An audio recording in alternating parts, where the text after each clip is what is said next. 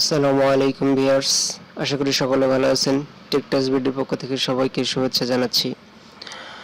যারা নতুন ডাটা এন্ট্রির কাজ শিখছেন বা করছেন তাদের একটা কমন সমস্যা হচ্ছে যে প্রজেক্টের যে কোনো প্রজেক্ট আপনারা এক্সেল শিটে অফলাইনে করে থাকেন, কিন্তু এখানে যারা ডাটা কালেক্ট করেন এখানে শুধু একটা বিষয় নিয়েই সমস্যা হয়, সেটা হচ্ছে আপনারা যখন এক্সেলে ফোন নাম্বার লেখেন তখন এটা বায়ারকে প্রোভাইড করার জন্য বা ক্লায়েন্টকে প্রোভাইড করার জন্য আপনারা এটা কি করেন, গুগল শিটে কপি করে নেন। গুগল শিটে কপি করে নিলে কি করে ফোন নাম্বার ইরর দেখায় একটা।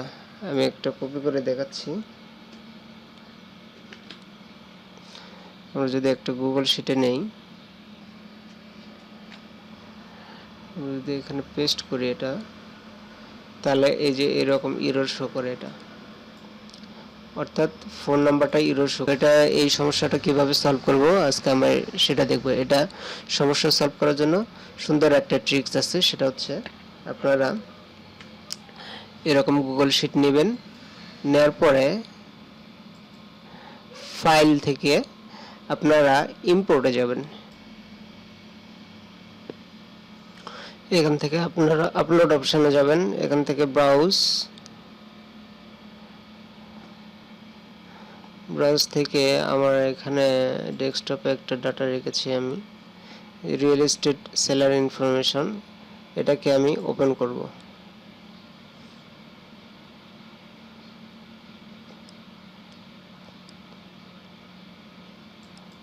ইম্পোর্ট করব, ইম্পোর্ট ডাটা।